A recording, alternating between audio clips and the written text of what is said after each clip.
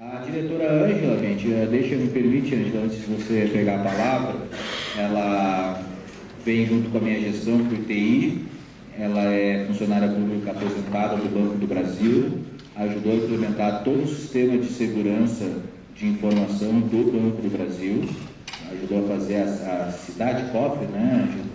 Entre outros tantos projetos, e está aqui então conosco, colaborando e fazendo toda a parte da auditoria, fiscalização e normatização.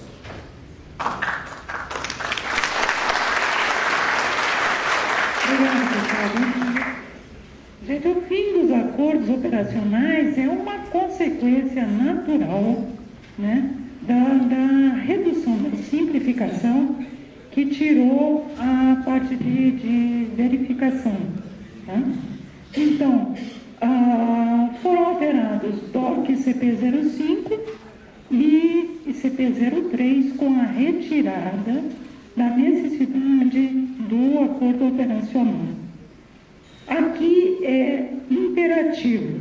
O ITI, na verdade, ele executa as ações que são definidas e aprovadas no Comitê Gestor. Lá no Comitê Gestor se aprovou o fim do acordo operacional e um prazo de adequação de 120 dias. Por quê? Porque há compromissos, a gente entende, né, de regularização, de atualização de aplicativos e normas, inclusive as BPCs e PCs, que já foi citado aqui, né? Então, deu-se esse prazo de 120 dias que foi acordado pelo comitê. O ITI cabe executar isso e ajustar os normativos também do ITI para que isso ocorra. Então, eu sei do grau de importância que vocês têm hoje e a gente tem recebido vários questionamentos com relação a isso. Mas eu tenho um contrato assinado, eu preciso mais tempo. Gente, o ITI não pode, por força da própria lei, alterar o que foi definido pelo Comitê Gestor. Então, o prazo ajustado foi 120 dias. Acordos operacionais terão validade por 120 dias. Já estamos em 90 dias, por aí, né?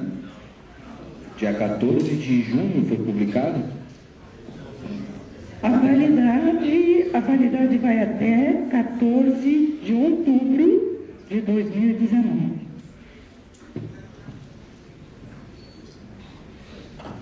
Pode passar, próximo. Então, é aquilo. Validade dos acordos operacionais é até 14 de outubro de 2019. Já respondendo à pergunta do senhor, não pode. Toda a verificação que precisa ser feita ainda em função de documentos em papel, ela tem que ser feita dentro da mesma cadeia.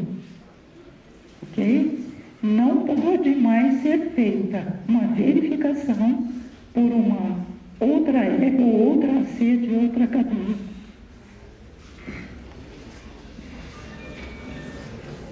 Pode passar a próxima, por favor. Mais uma vez, ratificando os documentos e as perguntas. Tem mais alguma pergunta com relação a isso?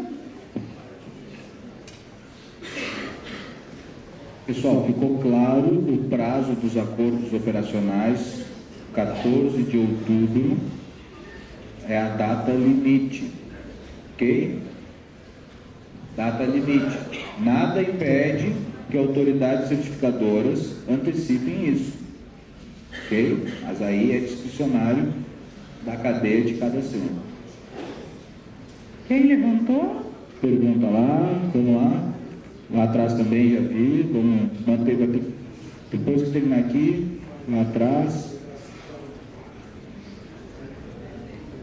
depois ali em cima,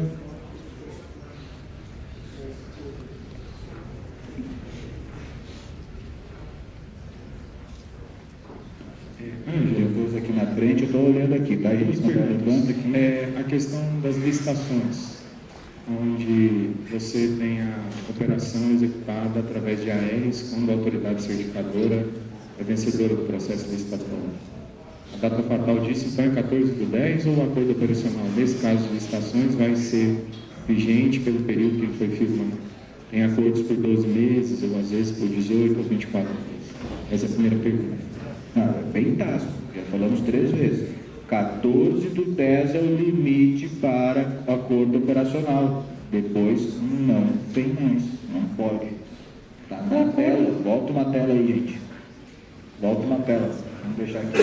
Aí, ó. O acordo está extinto na ICT Brasil. Ele não terá mais validade após essa data. O que a gente tem vivenciado é um movimento muito grande de novas vinculações.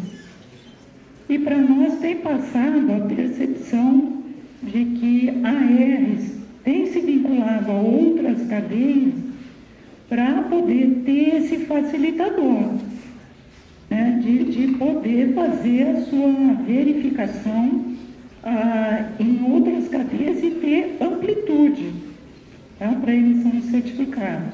É o nosso entendimento, é a nossa percepção. Claro que a real motivação não chega até o nosso conhecimento, né? Mas imagino que seja isso, já é uma alternativa da ER não ficar isolada numa única cadeia. Ela amplia a sua linha de atuação com a vinculação em outras cadeias. Não é uma sugestão, tá, gente? Por favor. Só um minutinho, doutor Alexandre, quer comentar alguma coisa? Cláudio, eu só complementar um pouquinho. Nas licitações, são vencedoras a ser, ou se for o caso das AR, elas têm que entregar o produto. O que a gente está dizendo aqui é que os agentes de registro precisam estar vinculados à mesma AR, ou então ser agente de registro da AR da cadeia. Não é exatamente o acordo de operação que a gente fala que terminou na SCP Brasil, acabou a necessidade de ficar encaminhando para a gente, não tem mais essa figura do acordo de cooperação dentro da SCP Brasil. Agora, os acordos que são feitos entre as pessoas privadas não interessam ao MTI. O que interessa para a gente eu preciso de agente de registro vinculado à mesma AR. Então, o agente de registro é uma AR e o outro a AR daquela cadeia. Não tem mais aquela possibilidade que tinha até pouco tempo, era feita através da operação, de 2 ARs atuarem na identificação do sujeito, a não ser que uma das ARs esteja AR da C. Deixar bem claro isso, né? Agora, 2 agentes da mesma AR pode fazer. E se tem acordo, não tem acordo entre as ARs, ou se o agente de registro trabalha para 5, 6 ARs, é uma questão que não afeta o TI. Precisa de vínculo trabalhista entre a AR e o agente de registro. Quando a gente fala na questão da validação e verificação, estamos falando de agentes de registros distintos, vinculados a uma mesma AR, ou então a AR da ACERA cadeia. Tá? A gente não vai, agora, a existência de acordo entre as empresas, não interessa para a gente mais. Depois a pergunta é lá atrás, uma senhora que está com o braço levantado lá, eu estou coordenando aqui, é lá atrás primeiro, depois sobe lá em cima. Complementando, pessoal, assim, rapidamente. Lembrando, a regra é um agente de registro. Nas licitações, nas emissões de certificados, a regra é um agente de registro. Faça o cliente baixar um documento de identidade digital. Faça ele ser identificado biometricamente dentro da SCP Brasil. O documento em papel é uma clara sinalização do comitê gestor que o documento de identificação em papel nós queremos apartá-lo. Nós não queremos usá-lo dentro da SCP Brasil. É um agente de registro só. O agente de registro que assina o termo de titularidade eletrônico, se no caso tiverem 2, terão que ser da mesma R, ou um da R e outro da R da C, a responsabilidade da cadeia. O que não pode um agente de registro desta cadeia validar uma identificação de uma R que trabalha para outra cadeia. É isso que o comitê gestor colocou. Tá? A regra é um agente de registro. Incentive os clientes a terem um documento digital e usar a biometria. Tá? Essa é a regra. Lá atrás, depois lá em cima, depois aqui na frente. Daniele, de Porto Alegre. Meu questionamento é a respeito dos acordos, onde acredito que ficou bem claro que os acordos comerciais serão possíveis. Então, a venda por uma R e todo o processo de emissão por outra R será permitido? Desculpa, eu não compreendi a pergunta, ministro. Aumenta o volume do microfone dela lá, por favor. Pode repetir, por favor? Claro. A venda do certificado por uma R e a emissão, através de um processo completo, por uma única cadeia, será permitida através de um acordo comercial do qual o ITI sequer terá conhecimento? Entre outra cadeia ou na mesma cadeia? Mesma cadeia. Eu confesso que não compreendi a pergunta. O que acontece hoje? Por favor, eu não estou localizando você.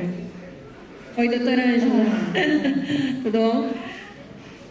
Na verdade, o que o doutor Alexandre falou, que os acordos comerciais entre as ARs não serão sequer de conhecimento do ITI. Isso é permitido dentro das nossas possibilidades comerciais. Sim. Então, hoje nós temos, por motivos que o ITI desconhece, mas por uma questão de movimentação, de capilaridade na emissão dos certificados digitais, é uma R vender e, por não ter um agente de registro próximo do comprador, utilizar-se de outra R para emitir esse certificado. Sim.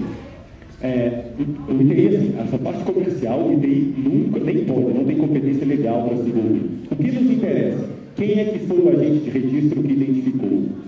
É isso que ao ITI interessa. A R e o agente de registro que identificou. Mas essa R está passando os seus recursos, está designando os seus recursos para outra R. Bom, aí, enfim.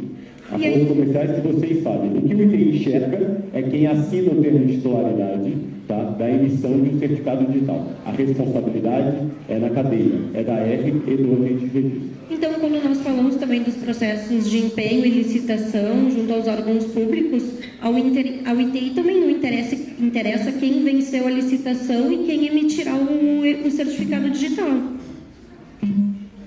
É uma pergunta. Quem emite o certificado digital, o ITI sempre interessa. O ITI precisa fiscalizar e avisar essa questão, sempre. Sim, mas não olhará a origem da entidade que venceu a licitação.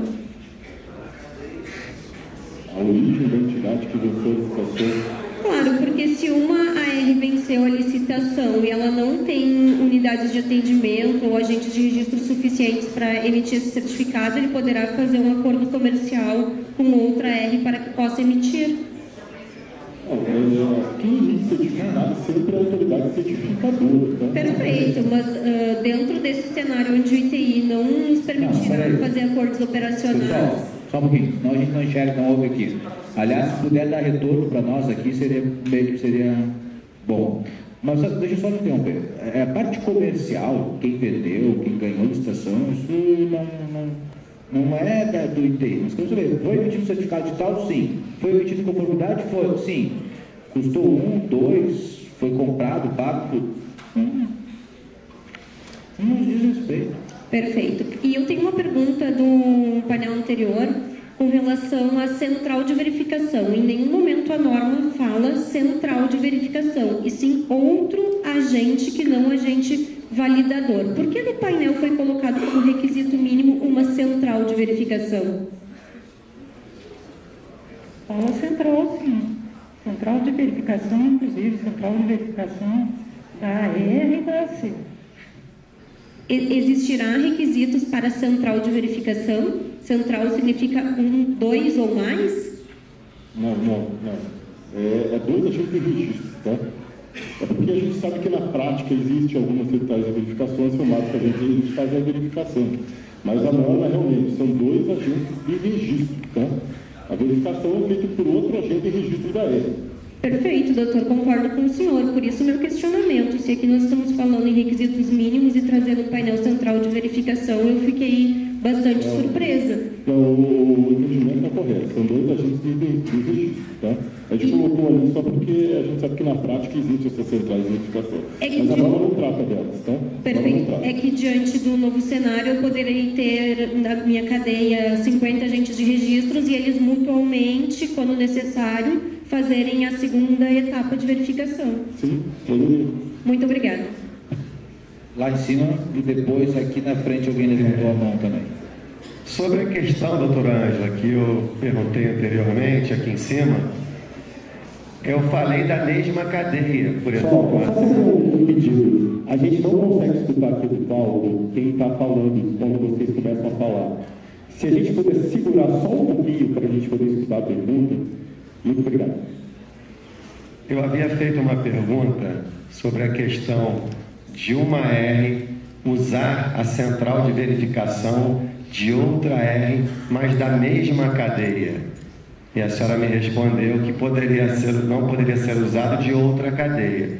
Aí eu pergunto, esse prazo continua só até dia 14 de outubro? Ou no entendimento ali, quando se diz a R da AC, ela pode ser a R da AC da mesma cadeia, da mesma C? Perfeito, é isso mesmo. Dentro da mesma cadeia, tudo bem, não tem problema. O que não pode é fazer a verificação com um agente de registro de uma outra cadeia. Isso é que não pode, que era o que era coberto pelos acordos operacionais. Só complementando essa questão, precisa deixar claro, pessoal, que quando se está falando em cadeia, é a cadeia de certificação. No caso de certificados que precisam de verificação, tá? Essa verificação só pode ser executada por agentes da AR, a AR emissora, aquela que está fazendo a validação. Por ela, se ela tem vários agentes perfeitos, se ela tem uma central de verificação perfeita da AR ou da AR da AC, ao qual essa AR está vinculada. Só. Por exemplo, para ficar claro, se eu sou uma AR-A, certo? O titular apresentou o documento em papel. Vai precisar de uma etapa de validação e uma etapa de verificação. A validação feita por um agente, a verificação feita por um outro agente da AR. No caso, eu falei, eu sou a RA, do agente da RA. Não pode ser um agente da RB. Não pode. Mesmo sendo a RB vinculada àquela ACC. Tá? Tem que ser o agente da R ou a R da AC ao qual está vinculada nessa cadeia. Só. Está claro isso? Está bem claro isso? Não pode ser um agente de uma outra AR. Isso não pode. Perfeito? Eu estou vendo que está tendo. Pessoal.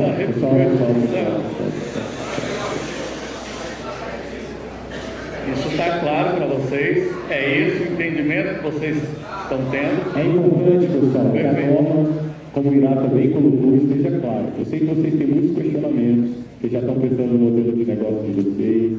Que bom, é assim mesmo, estamos aqui para isso mesmo. Esse é um ambiente informal, é o que eu tinha falado no meu projeto, que bom que é assim. A regra, como o Irata disse, na norma, que o Comitê Gestor da SB Brasil aprovou, é isso. Ou você faz a etapa de verificação na sua R, ou você faz a etapa de verificação na R da própria C. Ah, mas eu tenho uma R que também é vinculada a essa C, eu tenho uma R que é vinculada a outra C. Pode? Não.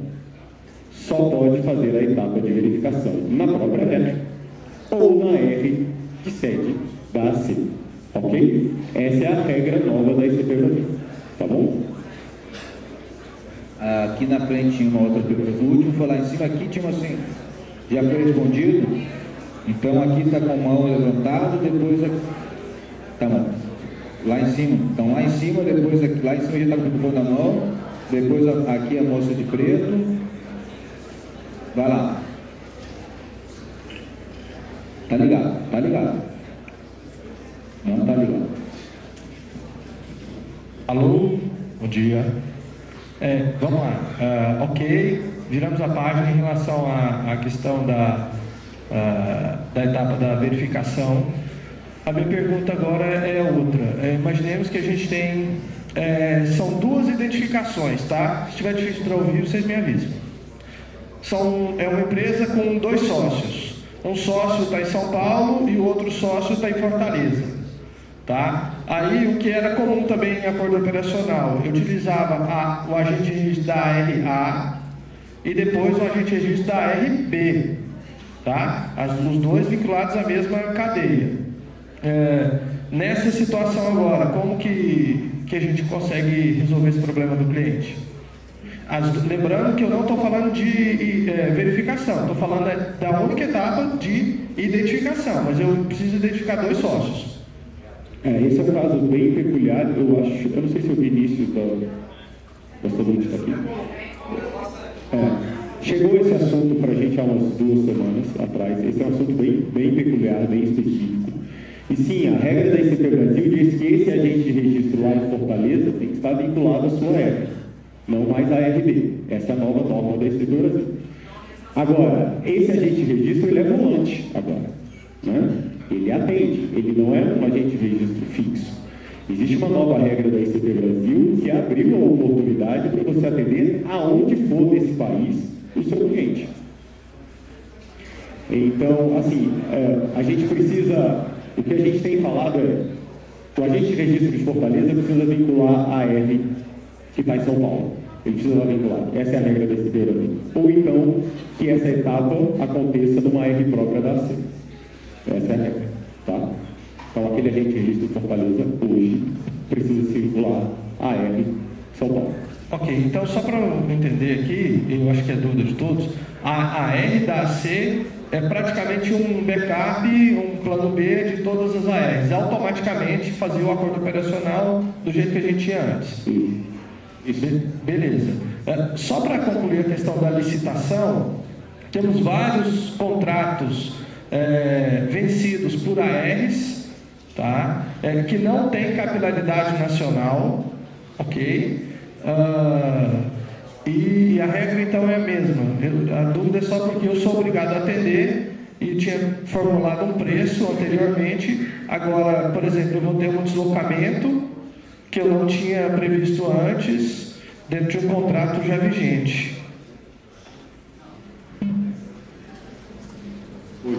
Precisa realmente atender. Agora, você sabe que dentro de um contrato administrativo, se há uma mudança de custo em função de uma alteração normativa, muitas vezes é possível fazer revisão contratual e adequação do valor. Agora, para a gente aqui, ICP Brasil, realmente precisa atender essa norma agora. Vai ter que contratar um agente de registro no local, vinculado à sua AR, ou não utilizar a AR da AC para fazer essa verificação se houver necessidade. Tá? Aqui embaixo, então, por favor. Depois tem mais alguém que levantou a mão aqui. Quem foi? Não, mas foi por aqui assim. Bom, vamos lá. Bom dia, Gisele da RC Web. Uma dúvida que ficou em relação à central de verificação, enfim, a R da AC, é a questão de que só poderia, né, ser feito na sede da R. Isso é cabível abrir para filiais, né? Porque a gente não vai ter... Agora, acredito que vai aumentar as conferências em relação às ARs da AC, então ela vai ter que ter outros espaços, quem sabe até em outras cidades, outros municípios. É verdade, Gisele, essa é uma questão que nos assim, a gente tem discutido ela faz umas 2 semanas, mais ou menos. Você tem toda a razão. Talvez o que a gente precise fazer exatamente esse termo sede, talvez ele tenha ficado mal colocado lá. E a gente tem feito um estudo lá dentro, daqui a pouco a gente vai apresentar ao mercado, tá? Para ver se a gente faz algum uso nesse sentido de sede mesmo. Você tem razão nesse processo, tá?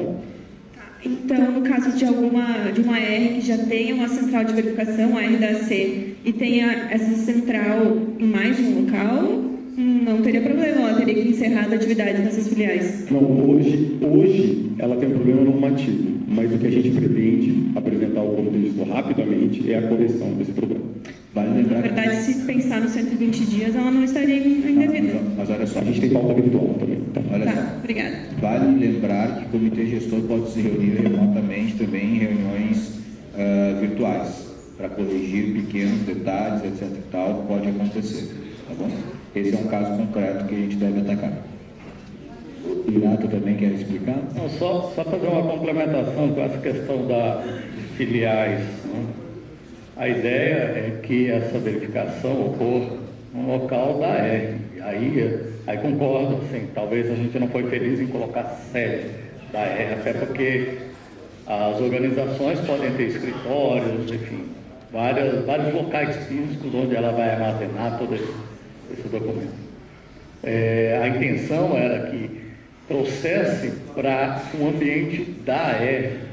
O que se percebeu no passado, isso foi as questões de validações externas, de filiais abertas em locais onde a atividade não é a da AR, mas é uma outra atividade, e aí até se comentou na época sobre denúncias de que açougues estavam vendendo certificados, padarias estavam vendendo certificados, e para regulamentar isso, algumas entidades criaram filiais dentro daquele local, e aí veio uma outra discussão de que o ambiente é dedicado, o ambiente é compartilhado, tudo isso foi discutido, e a intenção é que essas figuras não ocorram, tá? Porque isso vulnerabiliza o processo.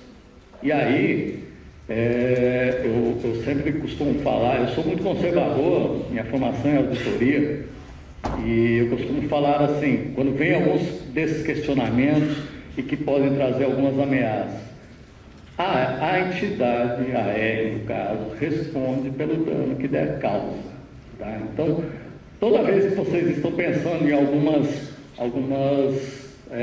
alternativas que estejam aderentes ou que estejam na marginalidade da norma, tá? Sempre coloque isso em mente. A entidade responde pelo dano que der causa. E aí, quando for fazer alguma coisa, saiba que vai responder pelo dano. E o dano num certificado fraudado pode ser gigantesco, tá? Então, assim, por parte do conservadorismo, eu recomendo que vocês façam essa reflexão antes de definir suas estratégias de emissão de certificado. Okay? Dossiê eletrônico agora, como o próprio nome está dizendo, dossiê agora é eletrônico, tá? A partir desse momento, não se coleta mais dossiê físico em papel, perfeito?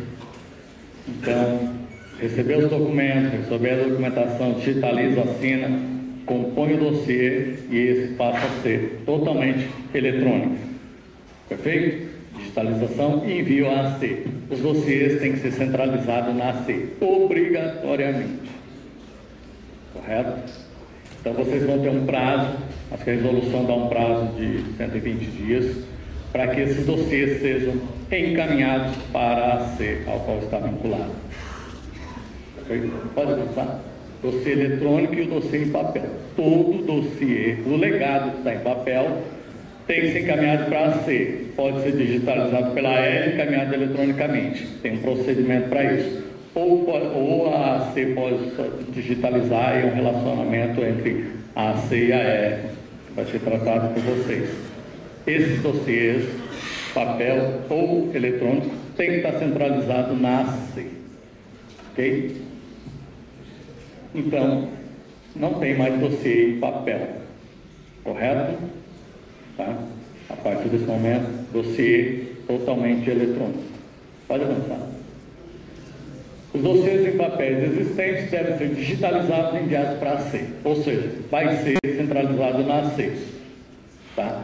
E esses dossiês vão ter que ser digitalizados. Ok? Tudo bem?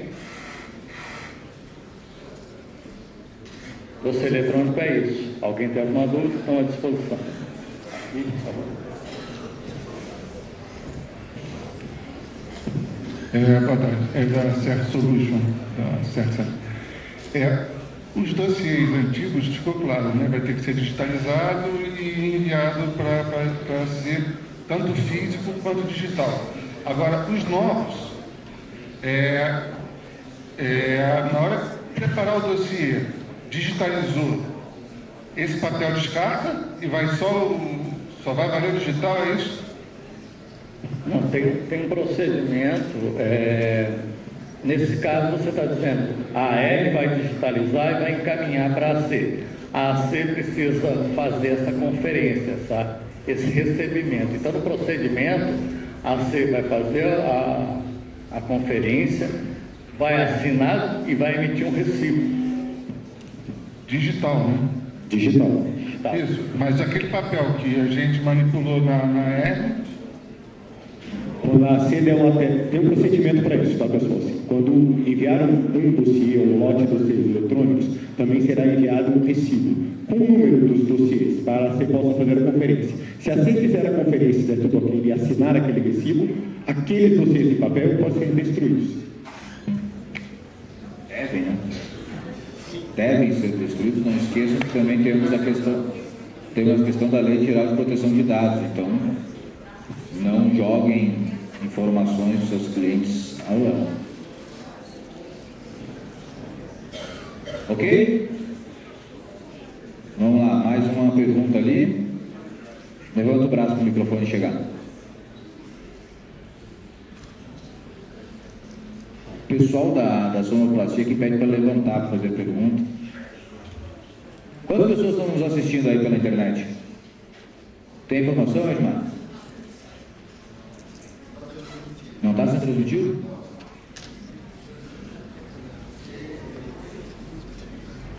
Só para ficar mais claro, os dossiês antigos, né, que estão de posse da R, eles podem ser digitalizados em lote e ter só uma assinatura? Sim. Assinatura da R, do representante legal. Quando chegar na C, você assina, arquiva e é isso. Perfeito. Tá bom, obrigada. Lá na esquerda, lá o braço levantado.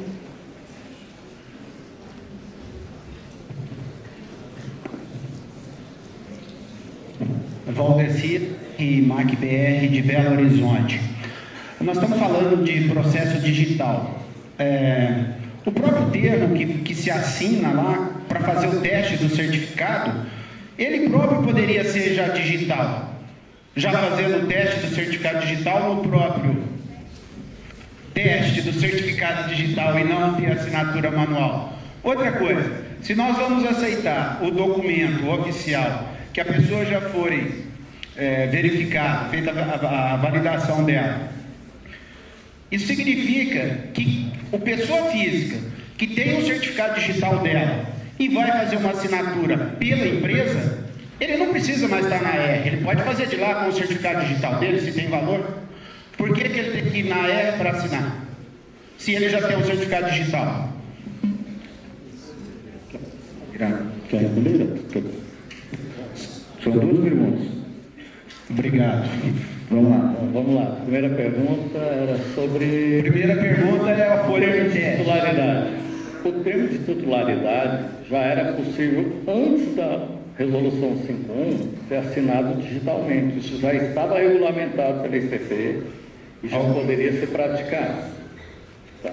Já faz tempo até disso. Agora ele é obrigatório. A partir de 14 de outubro, as novas emissões de certificados digitais, o termo de titularidade é eletrônico. Obrigatório. Tá? Ele em si já é o teste. Então, já existia a regulamentação, agora com o 51 ele passou a ser obrigatório. Tá? Claro, existe uma exceção que foi discutida lá no Comitê Gestor em relação aos certificados CodeSign e SSL, que daí, quando houver impossibilidade técnica de assinatura eletrônica digital, aí seria assinado de forma física, mas é uma exceção. Tá? A segunda pergunta era sobre... Se quem já tem o certificado, pessoa física, e ele precisa fazer um certificado pessoa jurídica, ele já assinar o certificado, as assinaturas para necessidade do certificado PJ, ele assinar o certificado pessoa física, evitando o deslocamento às vezes. Aí eu vou... Vale com a sua ser. A razão aí tem a medida provisória 2018. Quando a gente está falando em certificado de pessoa jurídica, a gente está falando uma identificação da pessoa jurídica. Perfeito. A MP 2200 exige seja presencial. É por isso que existe, que permanece essa obrigatoriedade. Ah, então eu estou mais tranquilo. Eu estava preocupado que nem isso ia precisar. Então eu estou mais tranquilo, então. Obrigado. Senão daqui a pouco não vai sobrar Obrigado. Bom, pessoal, mais uma? Última, então. Na verdade, uma perguntinha e um apelo. Não foi falado de prazo aqui, né? Mas tem a ERS que tem centenas de milhares de documentos a ser digitalizados. Legal. A questão do prazo, eu acho que caberia também uma avaliação, talvez uma dilatação desse prazo. Olha só, pessoal, além das nossas normas que nós somos sujeitados da ICP Brasil, existem leis no Brasil das quais nós temos que nos adaptar também. A medida provisória da liberdade econômica, que está em votação hoje no Congresso, ela tem um artigo que vai falar sobre a digitalização de legado, ok? Da qual nós participamos do fórum e lutamos e brigamos e estamos lá por defender, inclusive, a ICP Brasil na participação da digitalização do legado. Então, algumas coisas também não adianta nós aqui aprofundarmos, nós ainda estamos aguardando a medida provisória ser referendada pelo Congresso Nacional e depois ainda ser regulamentada pela Secretaria de Governo Digital. Mas nós estamos participando para ver. Ali vai haver novas regulamentações acerca disso. Tá? Gente, foi legal a parte da manhã? Sim? Tá bom. Bom, eu queria dar uma satisfação para os senhores, para as senhoras aqui presentes. Estava programado para agora às 14 horas, a gente tem uma fala institucional da ANCD, que é a Associação Nacional de Certificação Digital. E aí o Egon me pediu para conversar, para, na verdade, justificar a ausência perante o nosso público. Ele está em Brasília nesse momento tratando de um assunto que muito nos interessa, que é o relatório da medida provisória 881, acho que é esse o número, que é a medida provisória da liberdade econômica. E já há, evidentemente, uma série de pontos perigosos que vão de encontro aos interesses do nosso mercado. Então, o que eu queria aqui é primeiro registrar a ausência do Egon, a pedido dele, e também comunicar aos senhores que há uma sinergia, atualmente uma sinergia muito forte entre as entidades do setor. A NCD tem sido uma baita parceira da ARB em Brasília, na articulação política. Eu não sei se todos aqui tiveram acesso, puderam acompanhar. Semana passada, dia 2 de julho, nós estivemos no Congresso Nacional, quando a ICP Brasil foi homenageada em razão dos seus 18 anos. E uma das entidades mencionadas durante as falas foi a ARB, pelo presidente Marcelo, que está aqui, mas nós fomos convidados pela NCD. Então eu queria fazer esse registro aqui, que em Brasília, muito embora possa parecer que fora de Brasília as coisas caminham de maneiras diferentes, em Brasília a gente tem uma sinergia enorme com a NCD. Esse trabalho tem sido feito a 4 mãos, a articulação tanto com o ITI, Comitê Gestor e Congresso. Então fica aqui o registro e o agradecimento às autoridades certificadoras que acabam apoiando os trabalhos da ARB, tá? Outro recado rápido, mais cedo o Vitor disse, eu gostaria de repetir. Nem todas as perguntas que a gente quer fazer serão feitas, serão possíveis de serem respondidas. Então o que a gente vai pedir? Que aquela pergunta que você não fez, ou que você acha que poderia ter feito de uma maneira diferente da que já foi feita, ou que você ficou com vergonha de fazer, pode encaminhar essa pergunta para o nosso e-mail institucional, aarb.org.br, coloca lá no assunto pergunta ou workshop. A gente vai fazer uma seleção dessas perguntas, evidentemente para não mandar pergunta repetida, e tentar obter a resposta junto ao ITI para depois publicar, sei lá, a título de FAQ no nosso site, algum material elucidativo em relação à resolução 51. Tá bom, gente? Bom evento para vocês, uma boa tarde, segue com o ITI. Obrigado.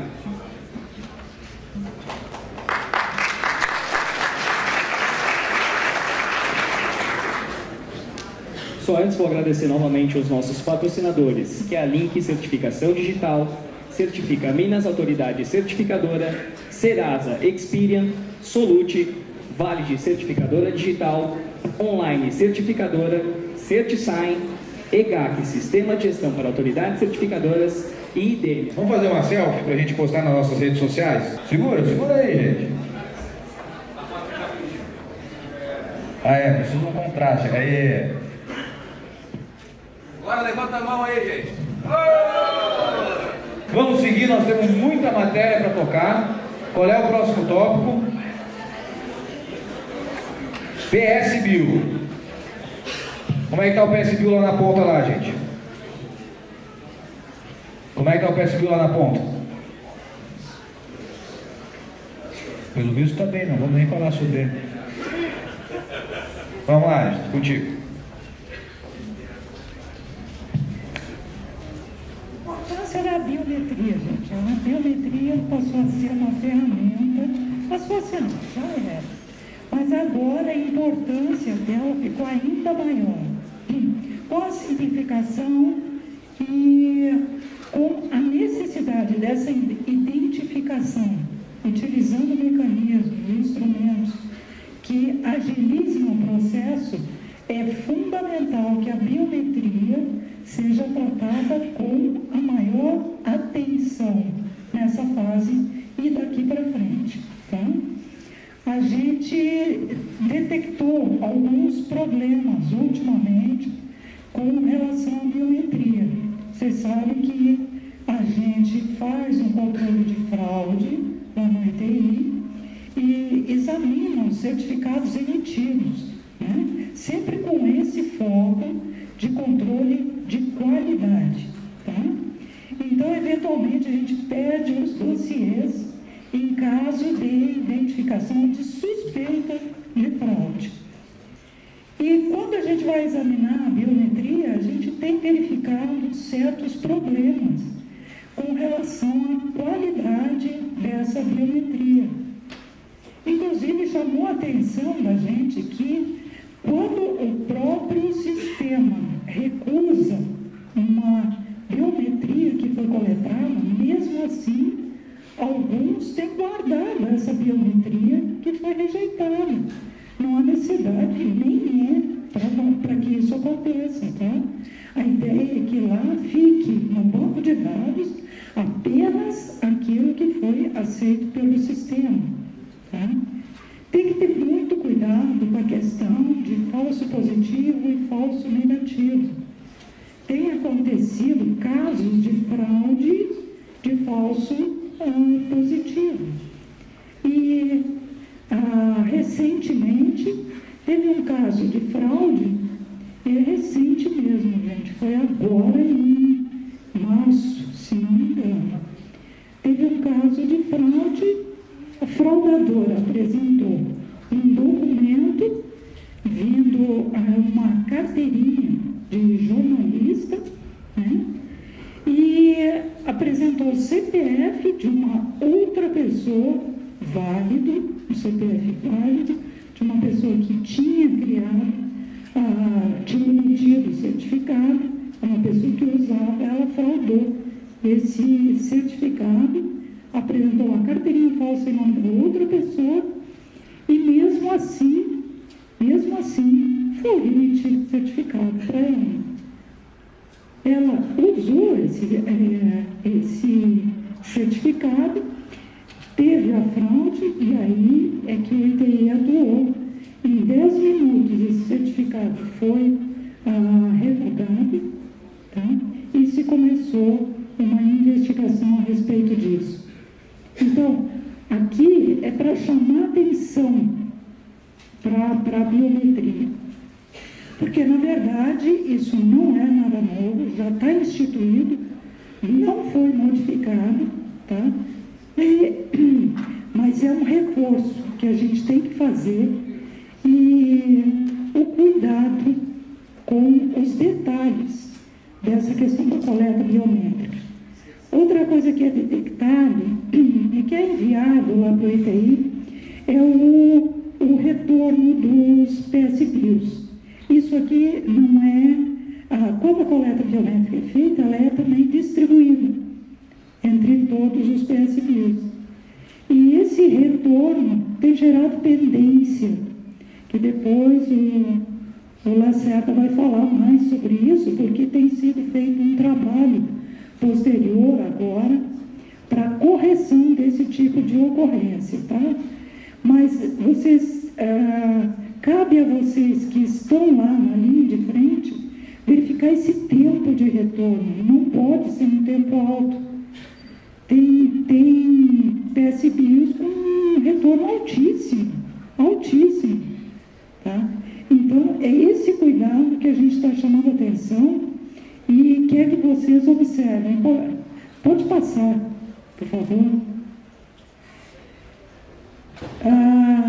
Os casos concretos, é isso que eu estou falando para vocês aqui, e de fraudes que têm acontecido porque, por falta, às vezes de um cuidado um pouco maior na questão da coleta biométrica. As orientações continuam as mesmas, está nos mesmos DOCs, isso não foi alterado, tá? Leiam com cuidado, lá tem todos os detalhes de resolução, de enquadramento da foto, a questão do fundo, que já foi tantas vezes debatido também, né? A colocação, tem exemplos de foto que foram enviadas que é estranho, aquilo está na base de dados, é da parte frontal da pessoa, não é nem do rosto. Como assim? Então, observem isso, porque essa identificação é fundamental. A digital também. A digital, os dedos escolhidos, tem que ser aqueles, quando não for possível, é claro que pode escolher um outro dedo e informar qual o dedo que foi escolhido. Tudo isso está lá no regramento. Leiam com muita atenção e verifiquem exatamente como deve ser feita essa coleta para preservar isso aqui para o futuro, para evitar muita fraude, possivelmente. Marcelo, eu gostaria que você falasse do que a gente tem feito agora para melhorar essa questão da resposta dos PSBs. Pessoal, lembra que a gente falou hoje na parte da manhã que nós estamos saindo...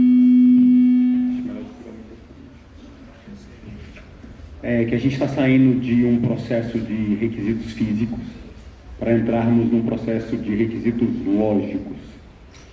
E a ICP Brasil continuará se calcando na segurança biométrica. Então, o cliente que ainda não foi coletado biometricamente dentro das nossas ARs, ele continuará precisando ser coletado. Aquele que já foi, pode ser identificado biometricamente. Por isso que é necessário que tanto a parte da fotografia, quanto a parte da coleta das impressões digitais, sejam bem feitas, com qualidade. Às vezes a gente pega muita fotografia de face dos clientes que tiram foto do dorso, que tiram foto de lado, que aparecem 3 pessoas na mesma fotografia. Isso não pode, tá, pessoal? Isso não dá. Obrigado. Tá? Então é muito importante que agora a gente se concentre nesses requisitos que são lógicos. A fiscalização será nos requisitos lógicos. Não cumpriu a fiscalização, está em conformidade com as normas. Tá? A gente está mudando o layout da ICP Brasil para esse segmento. Segurança lógica, que é o que é mais fácil, que é o que facilitará a vida do cidadão, que é o que faz baixar custo, tá? É nesse sentido. Em relação aos PSBs, a gente está fazendo um trabalho massivo agora, essa semana. Amanhã, assim que eu chegar em Brasília, eu vou disparar diversas ações aos PSBs da ICP Brasil, porque a gente está percebendo uma certa latência, tanto de resposta, quanto de pendências a serem processadas dentro dos PSBs. E nós vamos corrigir isso ainda esse mês, tá bom? Vamos trocar miúdos sobre isso daí. O requisito agora é lógico. Vocês têm responsabilidade civil e criminal na emissão, certo? Foi citado aqui que Como é que foi o termo citado, doutor Alexandre? Ou foi o Lacerda que citou? Que é importante vocês estarem atentos a preocupar. Foi o Irata que citou. Importante vocês estarem atentos aos requisitos de segurança de vocês mesmo. Qual é o principal requisito de segurança que vocês têm? PS1000. Agora, se o PS1000 de vocês não está legal, fala com quem? Fala com você. Nós do ITI estamos atentos a isso. O que nós estamos fazendo? Falando com as ACES. Tem que funcionar. E vocês têm que fazer o papel de vocês. Se o cidadão já emitiu um certificado digital dos últimos 2 anos, ele tem que estar no modelo de interoperabilidade do PS1000. Lá é o grande arcabouço de segurança de vocês. Certo? Façam isso funcionar, tá, gente? Quando eu digo façam isso funcionar, não deu. Não, tem que dar. Avisa a AC, avisa o PS1000. Não pode estar em desconformidade. E nós no ITI estamos fazendo o nosso tema de casa de fiscalizar e auditar toda essa parte aí. Certo?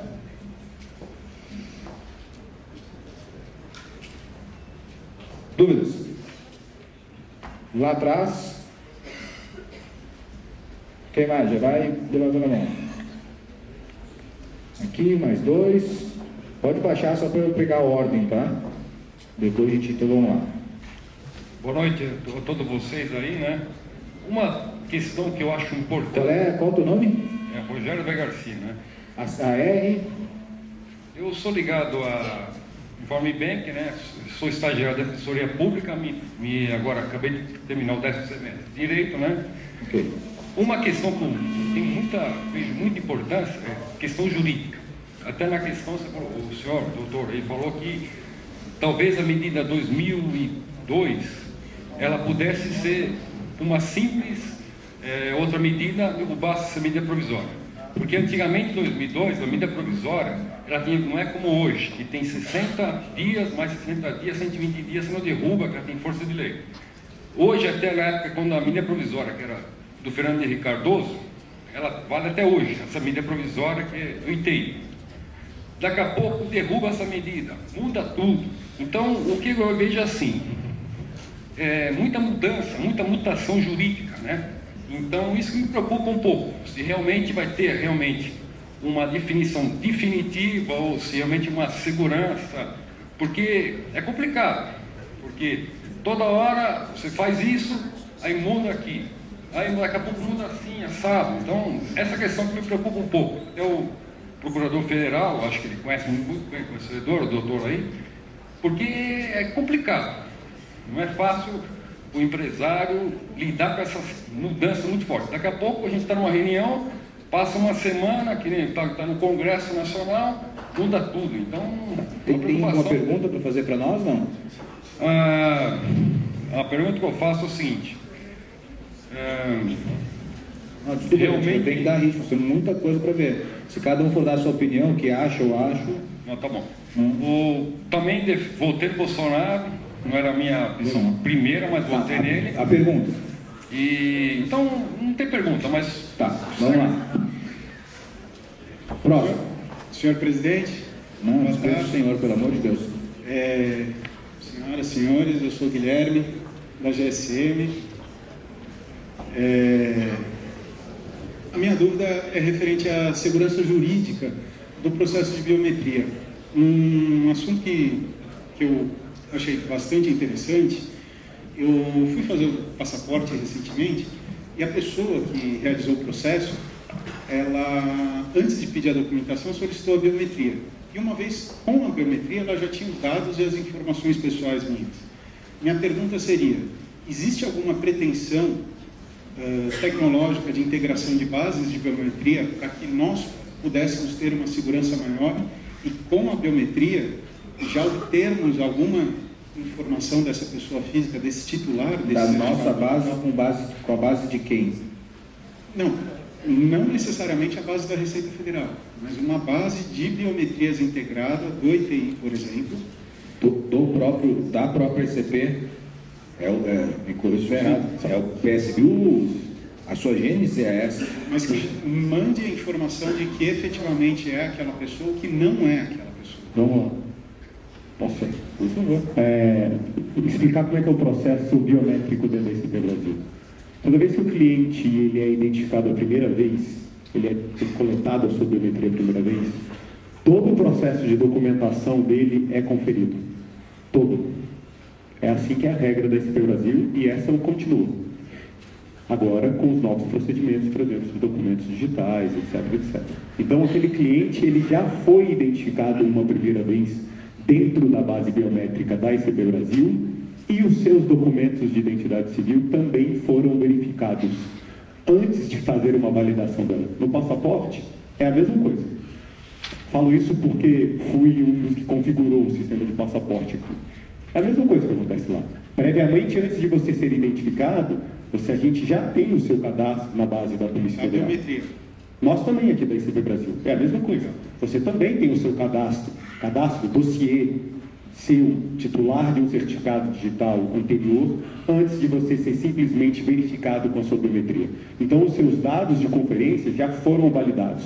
Por isso que a gente fala que basta o CPF e uma biometria para validá-lo, porque previamente você já fez todo esse processo. Ótimo, obrigado. Esclareceu? Mas é justamente aqui na frente tinha um outro aqui nessa mesma linha aqui que levantou o braço. Não? Então não, lá primeiro. Estou seguindo aqui, depois aqui e lá a senhora lá depois. Vamos lá. José Carlos da R Personal Sign. O que eu tenho visto em relação à biometria, eu fui em algumas ARs e eu vejo, eu olho, né, na tela que solicita a digital, aparecem duas mãos, ok? E o agente está de um lado e o cliente do outro. Aí o cliente com o AGR, eles fazem a mesma mão, então, que eu estou lendo aqui, está escrito mão esquerda, do outro lado, quem está enxergando, é mão direita. E o AGR não presta atenção. Então é colocada a mão invertida. Precisaria haver alguma forma de estudar o sistema para melhorar a situação. Desculpa interromper, perdão. Tem que interromper. Não, nem me fala isso. Não, eu estou falando e aconteceu. Não, pega o teu AGR e treina, pô. Não é o meu. Estou falando que eu fui em AR. Não é em uma só, eu fui em várias. Direita e esquerda. E acontece isso. Talvez o sistema tenha que ser modificado a forma de mostrar a mão. Fazer um estudo para isso. Gente, a mão direita essa, é a mão esquerda do coração. Tudo feito, ok? Passem nas suas ARs todas essa orientação. O que eu falo é para o sistema melhorar. Porque tem aqui a menina que queria falar e depois a senhora lá atrás. Oi, então de novo. Eu percebi que vocês falaram da LGPD ou 2 ou 3 vezes e eu não sei se todo mundo sabe, mas a gente encaminha as biometrias para vocês todos os meses, de todos os titulares. E acredito que vocês tenham um banco disso. Isso vai continuar acontecendo? Isso ainda vai continuar acontecendo. A gente tem uma discussão lá no ITI para ver se a gente continua com isso ou não. Oi?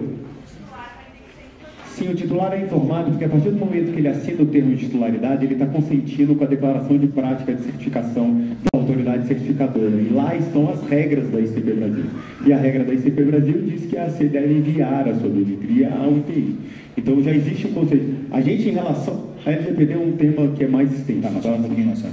Mas talvez seja importante que vocês reparem se nos termos de vocês há esse consentimento para entrar em conformidade. Uma das coisas, exatamente isso que eu ia falar, chefe, uma das coisas que, assim, que a LGPD ainda é um tema tão extenso e a gente não sabe como a lei ficará, nem como os regulamentos que virão, mas certamente, se for necessário, a gente terá que fazer alguns ajustes nos termos de titularidade. Inclusive, para as auditorias do Web Trust das ACs, os termos de titularidade já terão que ser mudados, porque o Web Trust já exige algum tipo de consentimento a mais dentro do termo que é assinado.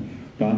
Mas certamente se a LGPD imputar que tem que ser um consentimento mais claro, mais clarificado, áudio lá, certamente nós teremos que colocar.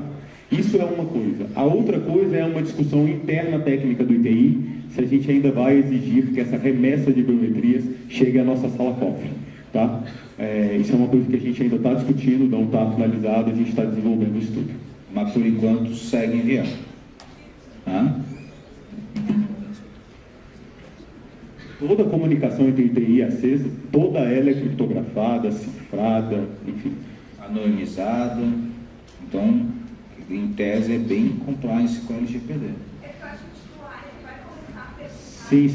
Sim. Aí a gente vai esperar a LGPD para ver como ficará o texto da lei, o regulamento, e aí adequar isso para o Brasil a essas questões. Provavelmente, com o advento da LGPD, nós temos muitas coisas a reparar. Isso é o Brasil, né, gente? A economia como um todo. Economia e governo. Então, a LGPD tem que esperar existir para a gente poder materializar tudo que vai acontecer. A senhora lá no fundo, por favor. Boa tarde, eu sou a Vera Bonander, da CECERPRO.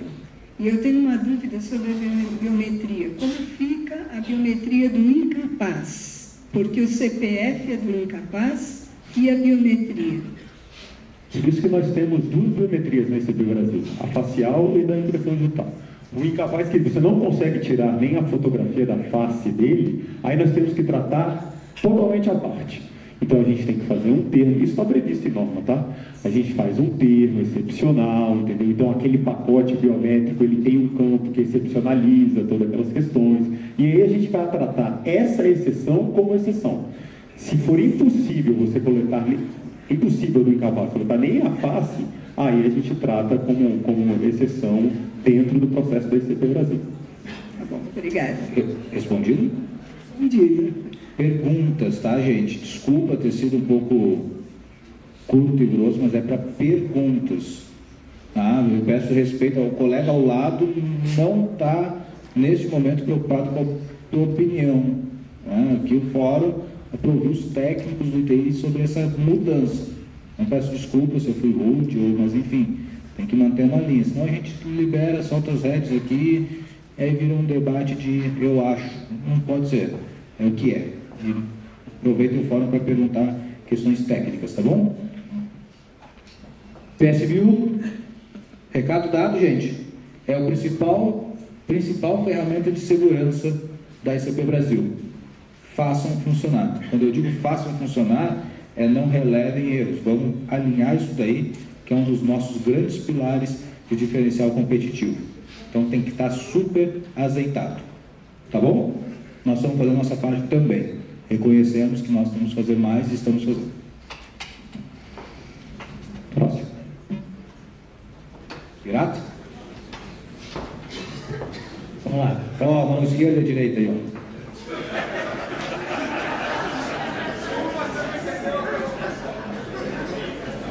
Capacitação do agente de registro. Em termos de habilitação, essas regras novas, habilitação do agente de registro, essas regras novas não trouxeram nenhum requisito adicional. Tá? Então, cursos de grafoscopia, verificação de antecedentes, isso tudo permanece como era antes para habilitar o gerente, o agente. O que precisa estar atento? Com as mudanças que aconteceram, as ACs devem mudar os seus sistemas, adaptar os seus sistemas, né, com as novas regras, e isso provavelmente vai demandar um esforço para um reforço de treinamento desses agentes. Uma vez que a solução de AC muda, implementa alguma coisa nova, a forma de emissão provavelmente irá mudar. E aí o agente precisa estar treinado para operar essa nova configuração. Então isso vai ser uma demanda nova, que quando as ACs fizerem as alterações, provavelmente vão ter que retreinar os seus agentes que estão em campo. Ok? Como não houve nenhuma mudança, ainda continua crítica a atividade do agente de registro. Tá? E a responsabilidade é muito grande. Então, esse agente precisa ser uma pessoa que conheça de segurança da informação, tá? Que seja um especialista na operação daquela aplicação de acesso, e se aquela R, aquele agente, opera sobre várias hierarquias, que ele saiba operar cada uma delas, né? O curso de grafoscopia ainda é exigido, é importante, ainda vão acontecer alguns documentos assinados de forma papel, tá? Eu citei anteriormente alguns exemplos, e aí ainda vai exigir essa habilidade do agente de registro. Tá? O que mais? As avaliações periódicas dele também continuam, permanecem. Então, assim, em termos de novidade, o que a nova regulamentação trouxe são as alterações que as aplicações vão implementar, as aplicações de AC e de AE, e que o agente vai operar essa nova plataforma. Ok? Então, vai demandar treinamento, vai demandar um esforço para que ele conheça, domine, ele mais do que ninguém tem que dominar essa aplicação, porque é ele quem está operando todo o sistema. Correto? É importante que esses agentes sejam bem treinados, para não acontecer o que o colega relatou agora há pouco, de que era para coletar a mão direita ou a mão esquerda e ele coletou a mão contrária. Isso não pode acontecer, em hipótese nenhuma. É inadmissível uma situação dessa. Tá? Isso para várias coisas, para várias atividades que ele exerce.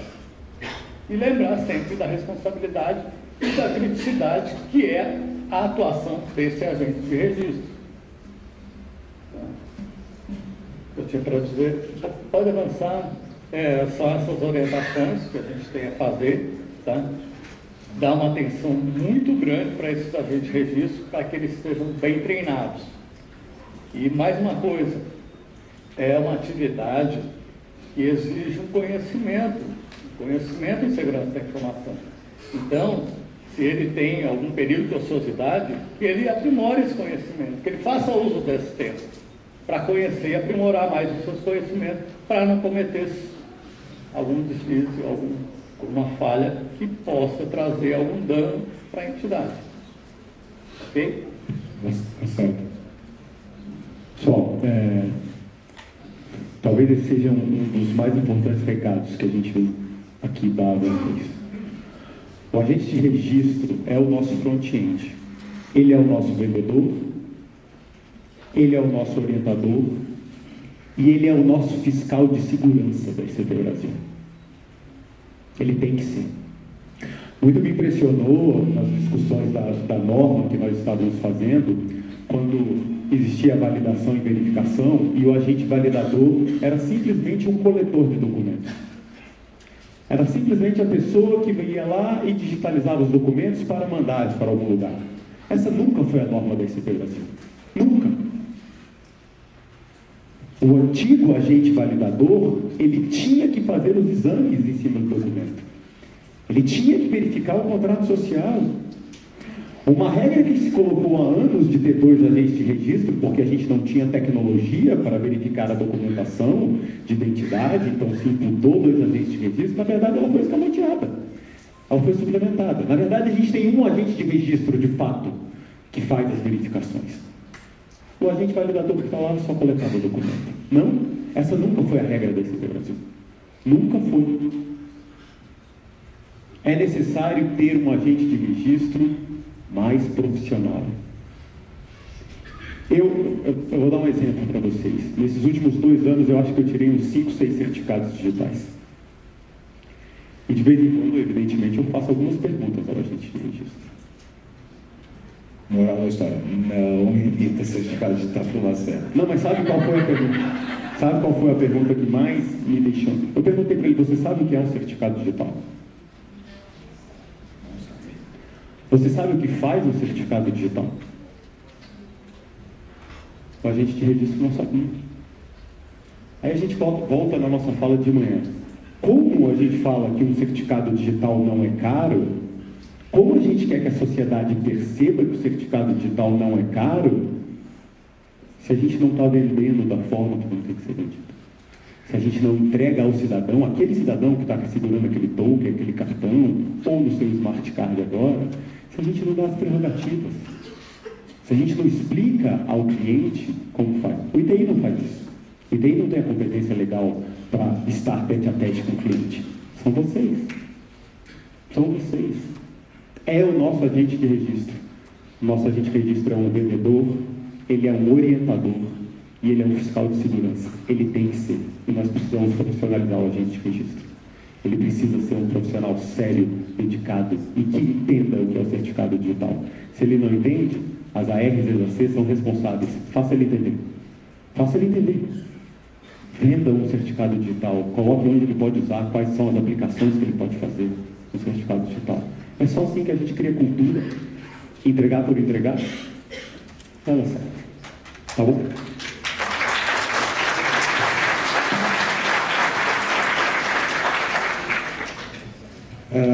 Perguntas, pessoal? Aqui. Quem mais? Ali também. Então, já está o microfone com a mão, pode ir.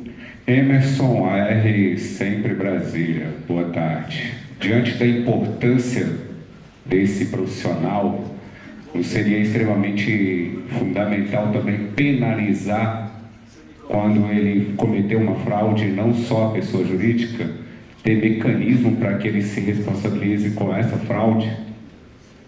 Doutor Alexandre. Oi. Ele é responsabilizado. A diferença é que a responsabilidade das autoridades de registro e as autoridades certificadoras é objetivo. Ou seja, eu não avalio culpa. Eu só avalio teve a causa, teve o nexo causal, vai ser o responsável, a responsabilidade é essa. Agora, não significa que a própria entidade não possa responsabilizar eternamente. E se ele participar da fraude, ele pode responder até criminalmente. Tá? Ele tem responsabilidade. A diferença é que o tipo de responsabilidade é diferente. Enquanto eu tenho que demonstrar culpa, que ele fez alguma coisa errada, no caso da CAR, a responsabilidade é objetiva. É mais ou menos como acontece quando você compra alguma coisa de consumo. Se ele vier com defeito, automaticamente ele é responsabilizado. Tem que substituir o produto, corrigir. Agora, se aquele defeito decorreu de alguma coisa interna, o funcionário que não fez direitinho o que devia fazer, pode recair a responsabilidade do funcionário, mas aí tem que ver se teve culpa ou dolo naquilo. Então, existe a responsabilidade do agente de registro, sim. Tá? É só de um tipo diferente. Aqui.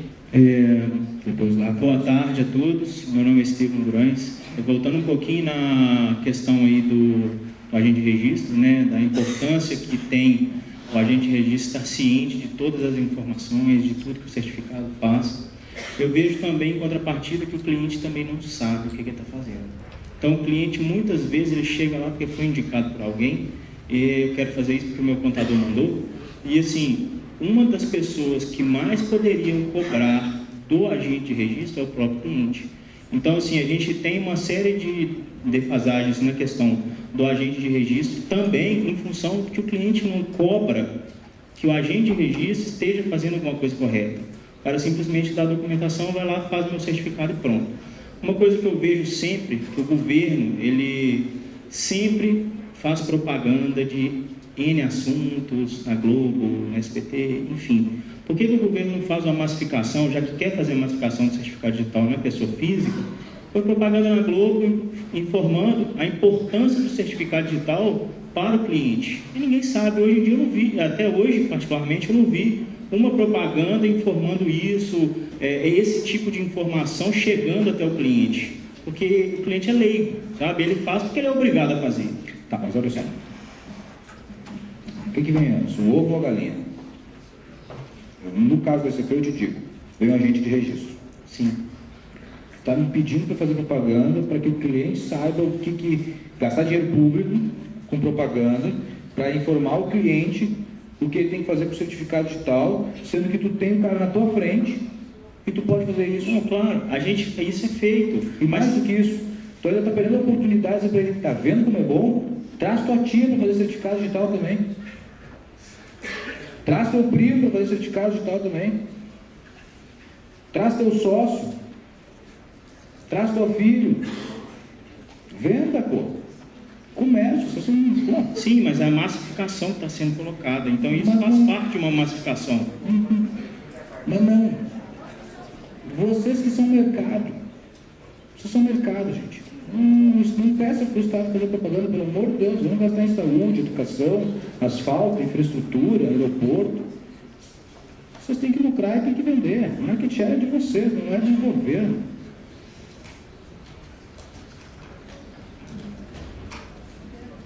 Lá atrás primeiro, depois aqui, depois ele ali. Lá atrás, lá, o senhor de terno azul. Boa tarde, eu sou Cláudio do Serpo, São Paulo.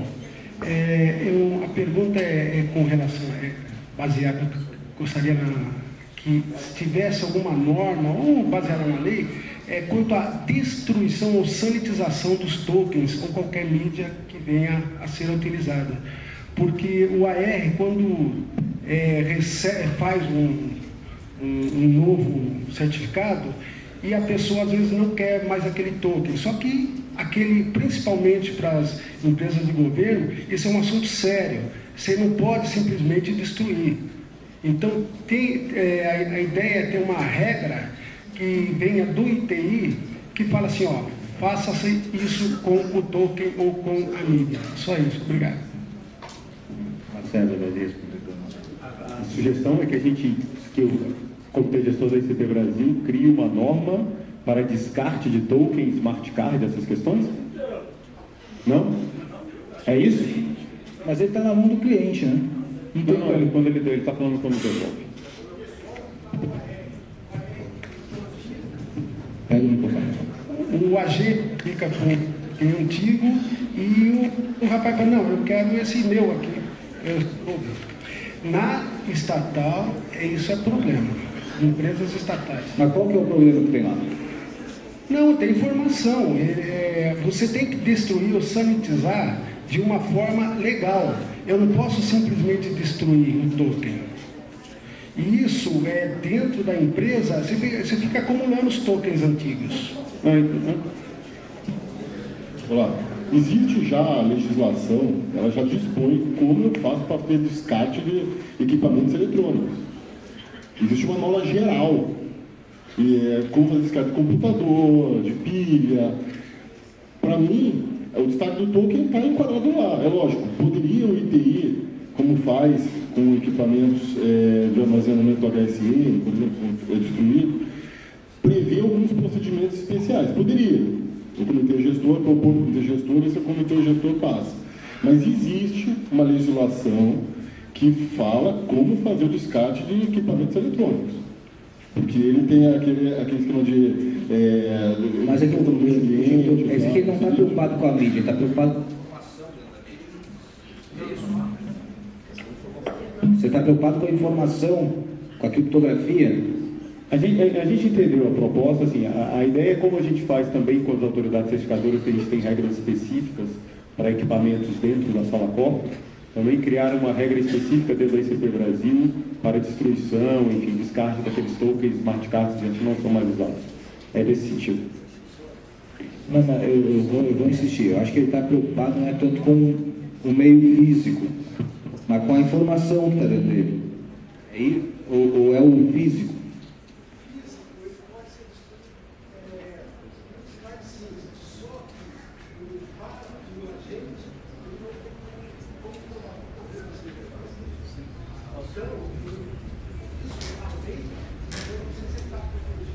Vamos lá, Irato.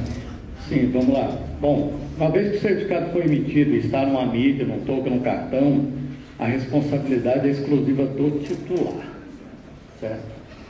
O titular é responsável por isso. Se esse certificado expirou, ainda assim, ele tem que ou apagar ou limpar se ele vai descartar aquele smart card, aquele token, ele deveria inutilizar aquela chave lá. Tá? E aí ele tem os softwares, os middles, para cada fabricante, para ele gerenciar esse token. E através desse gerenciamento, ele pode destruir, apagar, enfim, ele pode sumir com aquelas chaves para que aquela chave não mais seja usada. Tá? Oi, desculpa, não entendi.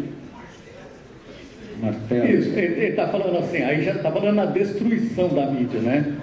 A preocupação dele é assim, quem pode fazer isso através desses sistemas gerenciadores é o titular, que tem o PIN, tem o PUC, que possibilita fazer isso. O agente de registro não tem isso, e nem deveria ter. Tá?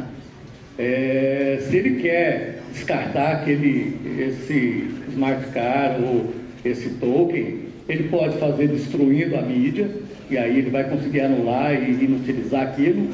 Ou, se ele quer reaproveitar para alguma outra coisa, ele pode apagar aquilo que está lá, tá? Ou bloquear aquele certificado, aquele par de chaves, para que ele não seja mais utilizado. O que ele tem que estar atento, e o termo de responsabilidade atribui dá essa responsabilidade ao titular, é que ele é responsável por isso. Independente se o certificado expirou, alguém de má fé pode ter acesso a essa chave e fazer uso dessa chave emulando datas passadas se não foram utilizados os carimbos do tempo, que evidencia de forma confiável o momento que aquilo existia. Existem políticas de assinatura que não demandam tempo, carimbo do tempo, tá? São assinaturas para consumo imediato. Se alguma entidade usou essa política para fazer uma assinatura, não colocou o carimbo de tempo, o momento em que foi assinado, que está lá no atributo sign time, ele é o tempo do computador que foi utilizado para fazer aquilo. Se ele retroagir aquela data daquele equipamento, é aquela data que vai aparecer dentro da assinatura, tá?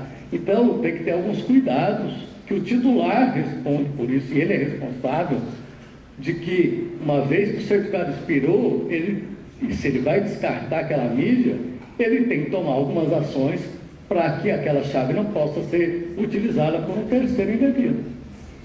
Tá? Então, assim, questão de destruição de mídia, o titular tem que destruir, acabou. Ele é responsável por isso.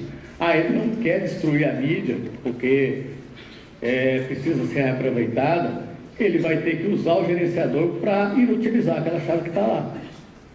Tá? E aí poder utilizar novamente aquele token para um novo certificado, enfim, para uma outra finalidade. Mas é responsabilidade exclusiva do titular. O par de chaves é de responsabilidade do titular. Bom, mas vamos lá. Mas se o senhor tiver alguma ideia, sugestão, nos encaminhe, que a gente vai ter fatalmente outro comitê gestor ali na frente, que a gente vai avaliar. Caminhe para nós, sem problema nenhum. Bom? Aqui na frente. Está lá o microfone? Então faz lá primeiro, depois faz aqui. Não muda muita coisa. Faz aí quem está com o microfone. Alexandre, da Reconectividade. Sobre o agente de registro, algum tipo de pensamento em relação à profissionalização da função? E uma outra coisa que não tem nada a ver com a agente de registro aqui, mas o mês passado o estado do Rio Grande do Norte fez blockchain como lei estadual. Calma, depois tu faz a segunda. Agente de registro. Avanço? Profissionalização da linha de registro? Você está falando em criar uma lei específica para a minha ideia é muito pessoal minha, não necessariamente reflete uma posição oficial do órgão ainda, mas a minha ideia é transformar o agente de registro em profissão regulamentada. Assim como o corretor de seguros, o corretor de imóveis, o agente de registro. Que vai passar por uma prova, que vai ser qualificado, que vai ter um número da ICP, enfim, vai ter todas as prerrogativas de um funcionário, inclusive autônomo, não mais CLT. Ok? Legal. Só que aí você me abre de novo o espaço para dizer o seguinte: como é que faz isso? Com 513 deputados federais e 81 senadores. Entendeu? Aí eu volto de novo. Como que o IT vai fazer sozinho? Não faz? Posso encaminhar pela Casa Civil, podemos encaminhar. Precisa ter articulação do Congresso, precisa ter associação. Lá no início da minha fala, precisa ter associação fortes, etc e tal, tudo aquilo. Não vou repetir o discurso, já fiz ele hoje. A intenção muito pessoal minha, a gente debate isso muito forte do LTI. Não temos absolutamente nada além de intenção no momento. É bacana, pelas palmas eu sinto que é legal, né? Bora lá, vamos fazer então se for o caso, tá? Antes do senhor, ele tem mais uma pergunta, depois tem aqui, depois eu devolvo. Tá, o mês passado o Estado do Rio Grande do Norte fez uma lei estadual lá em relação ao blockchain, assinatura, equivalente à assinatura, certificação digital e etc. Tem umas matérias muito interessantes na mídia. O que o ITI fez em relação a essa lei estadual lá do Rio Grande do Norte? Deixa eu ver, o que você acha que o ITI deveria fazer? Há muito tempo atrás, o Estado de Santa Catarina pretendeu abrir uma ICP no Estado e, nessa ocasião, o ITI interveio através, não sei como, mas cancelou, né? Sim. Ali eu não sei, através da nova medida provisória que está, seria cancelado a lei estadual, alguma coisa desse tipo? Alexandre talvez responda. Nós debatemos muito o que fizer e chegamos à conclusão de que nada deveríamos fazer, mas o doutor Alexandre vai explicar o porquê. É verdade, a gente debateu primeiro, não, a lei federal não necessariamente vai revogar a lei estadual, cada um no seu âmbito de competência. No caso ali específico, foi uma lei voltada para a iniciativa popular. Então, não é só uma questão de assinatura digital no documento normal, existe toda uma confluência de normas constitucionais sobre aquilo. Princípio democrático. Então, existem vários argumentos que poderiam até gerar uma tese mais forte e favorável.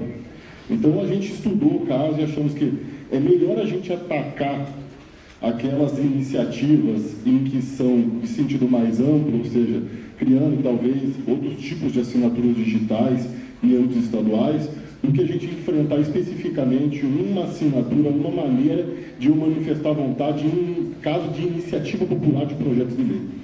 Porque eu saio um pouco do âmbito de direito civil, de assinatura, competência da União, para tratar de competência da Constituição Estadual, de princípio democrático, participação direta popular. Começa a vir muito argumento principiológico e que poderia dificultar a defesa de uma suposta alegação nossa, olha, isso aqui não podia ser feito.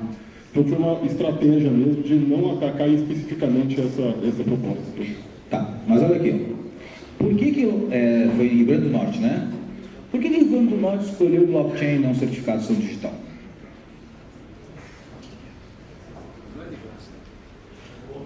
De acordo com o que foi falado, uma coisa mais fácil, né, de se manter, mais barato. O que nós estamos fazendo aqui hoje?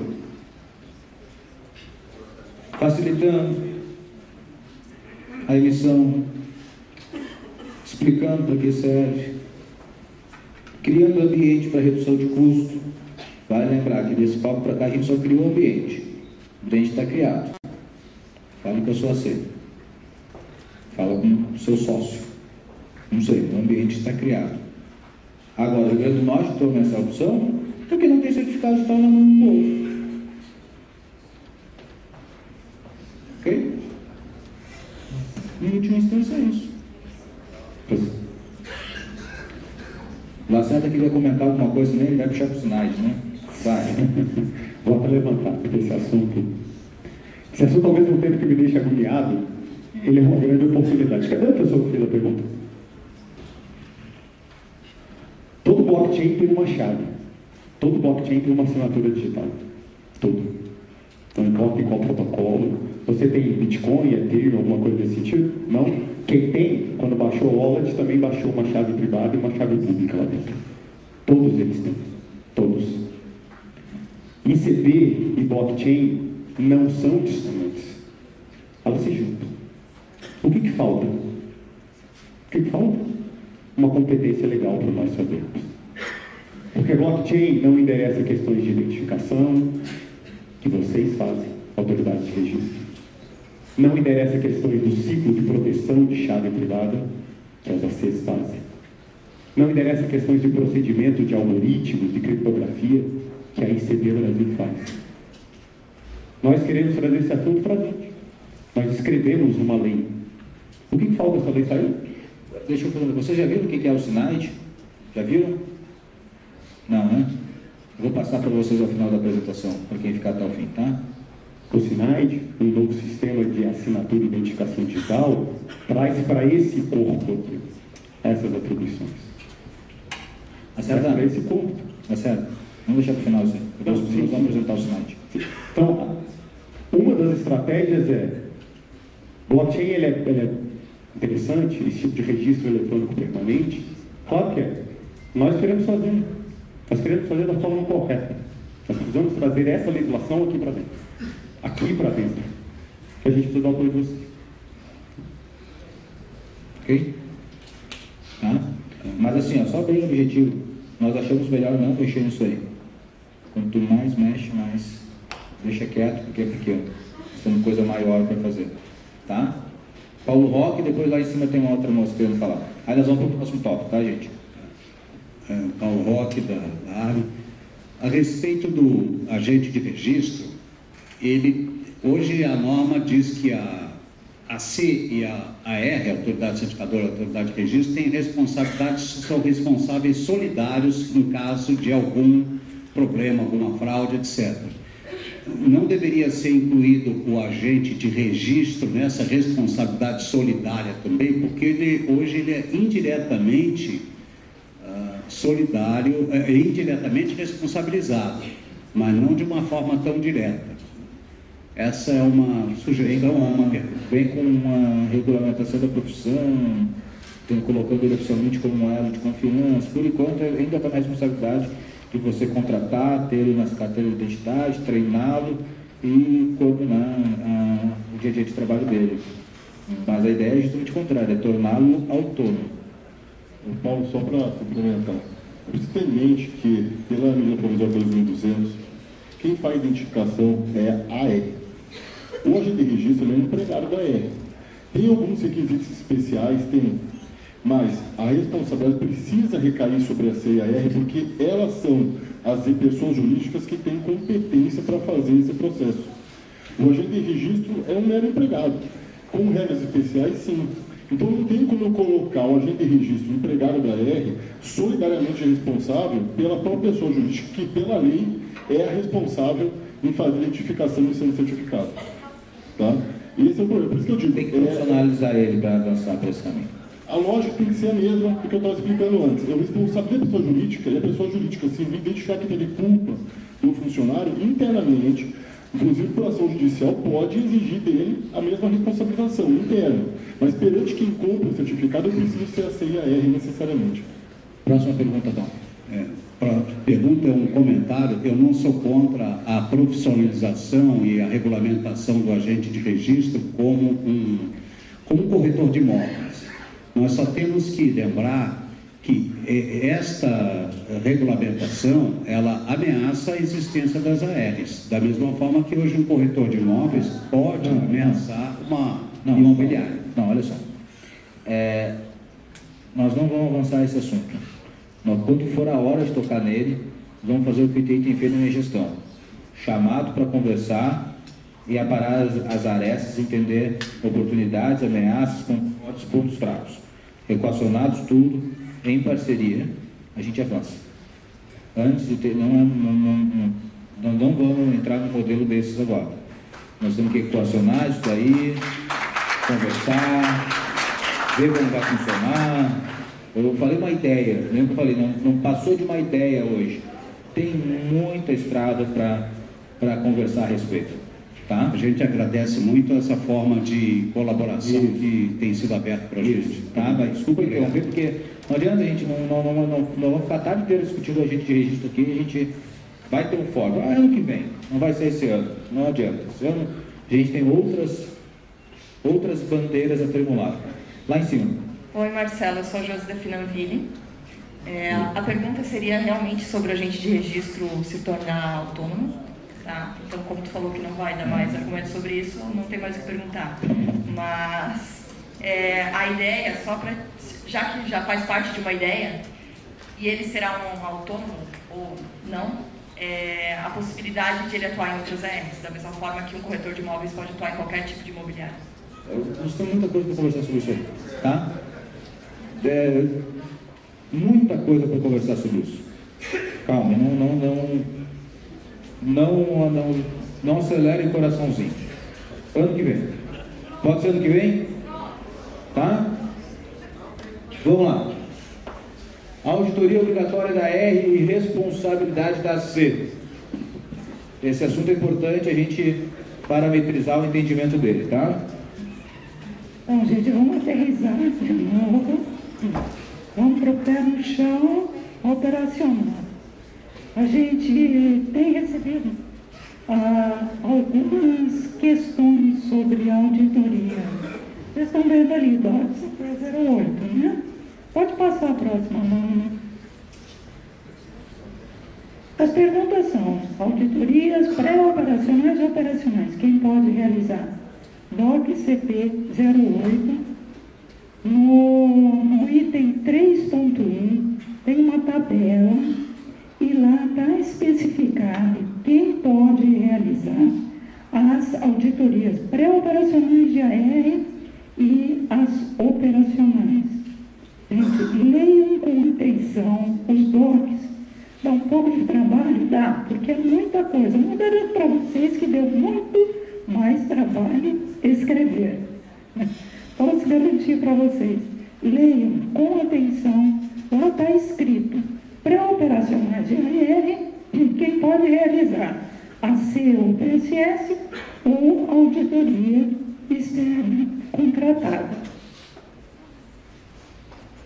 E os pedidos de credenciamento de AR realizados antes da resolução e depois. O que muda? Todos os pedidos de credenciamento de AR realizados até o dia 14 de junho, inclusive, que foi o dia da regulamentação no Diário Oficial, segue normalmente a auditoria pré-operacional, que foi entregue, o relatório, né, que foi entregue na época, está sendo aceito e a AR é credenciada. Aí ela entra naquele período dos 120 dias de regulamentação das novas regras, ok? Quem entrou com o pedido a partir do dia 17, que foi a próxima segunda-feira, o próximo dia útil, esse tem que ajustar a auditoria pré-operacional às novas regras. Não tem sentido credenciar uma empresa nas regras antigas, tá? Esse é o entendimento que a gente tem passado e tem respondido todos que nos encaminharam essa dúvida até agora. Então, agora eu estou passando de forma ampla para vocês e levem para a sua avaliação. Quem entrou com o pedido a partir do dia 17 de junho tem que ajustar, ok? Alguém tem alguma dúvida ainda com relação a isso? Essas foram as perguntas mais frequentes, tá? Que foram feitas nos últimos tempos. Então, a gente já adiantou essas questões, esperando que tenha resolvido pelo menos boa parte da dúvida de vocês que também vieram aqui. Mas se alguém tiver mais alguma dúvida, por favor, fiquem à vontade. Angela, não seriam 120 dias de adequação? A gente manda um pedido de credenciamento de AR, ela ainda teria os 120 dias para se adequar, não teria? O prazo de adequação foi de 120 dias a partir da publicação, tá? Então, ele se esgota no dia 14 de outubro. As ARs que entraram com seu credenciamento no dia 17, elas já têm que entrar ajustadas. Mas não tem os 120 dias. Oi? Elas não têm os 120 dias. Não terão mais os 120 dias cheios. Dia 14 de outubro se encerra. Mas o ajuste de AR também, ele é mais simples do que... Segurança lógica de equipamento de agente de registro, não. Bom, Como disse também no começo, o ITI, ele executa as ações que são regradas pelo Comitê Gestor. Né? E a regra é essa, é 120 dias a partir da data de publicação. Encerra dia 14 de outubro. Essa é a regra geral. Ângela, aqui Gisele da Serasa. Eu acho que, contribuindo com a Gisele, o que fica pra gente é só esse lapso, né, esse buraco, porque as ARs, elas entram já sem nenhum requisito de segurança física, porque elas estão credenciadas, mas as ACs, ou enfim, tem 120 dias para entregar os requisitos de segurança lógica. Então, tem só eu imagino que seja essa dúvida dela, né, o que são esses, né, esse preparo da R. Ela pode, sim, já se credenciar sem nenhum requisito de segurança física, considerando que a AC tem 120 dias para entregar para ela o restante dos requisitos que ela está apta.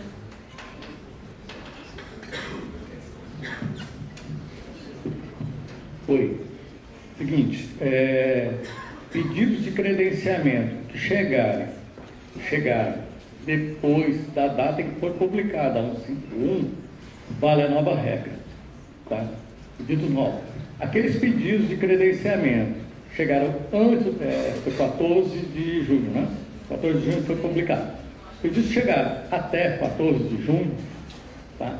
Esses vão ser admitidos porque esses já foram feitos a auditoria, e aí não faz sentido comprar de novo uma nova auditoria, certo? Porque ela já estava pronta para isso, e o pedido veio antes da publicação da resolução, então essas vão ser tratadas pela regra que era vigente. A partir da publicação da 151, a regra vigente passa a ser a da resolução, e aí vale as novas regras. Tá? Então, os pedidos de credenciamento que chegaram depois dessa data, vale a nova regra. E aí tem que estar adequada a todos os requisitos que a resolução 151 trouxe. A C e a R. Então, a gente só pode protocolar se a C já estiver pronta? Isso mesmo. Ou estiver adaptada, já ajustada.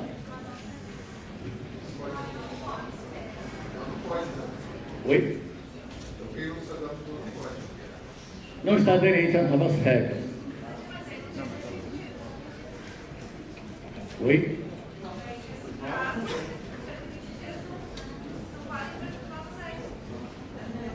As ACs vão ter que se ajustar e as ARs vão ter que se ajustar aos novos requisitos. Publicou a resolução, é isso que está valendo.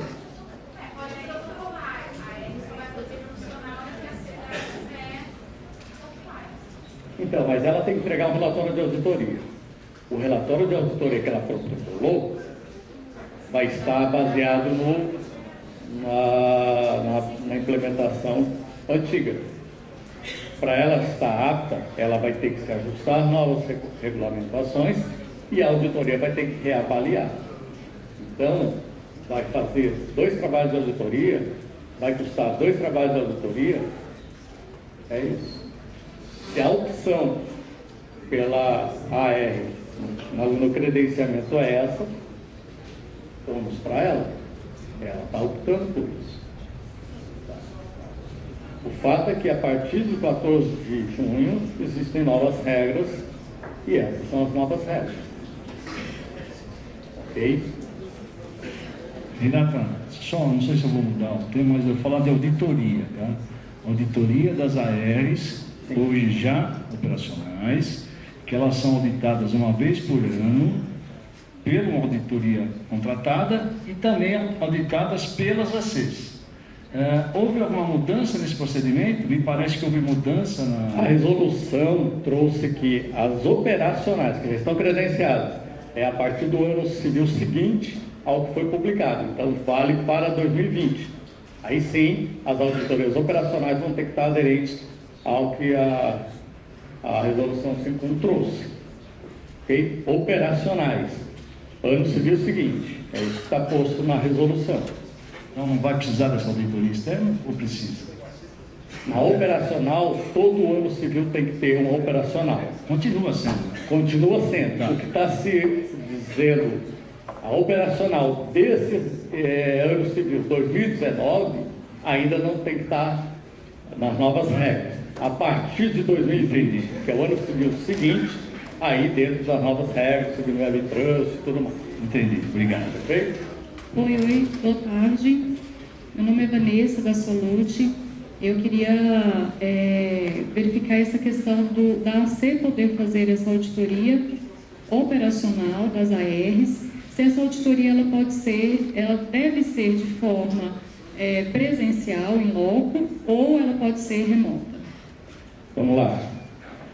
O critério de auditoria, a metodologia de auditoria, a técnica de auditoria é uma decisão da entidade de auditoria.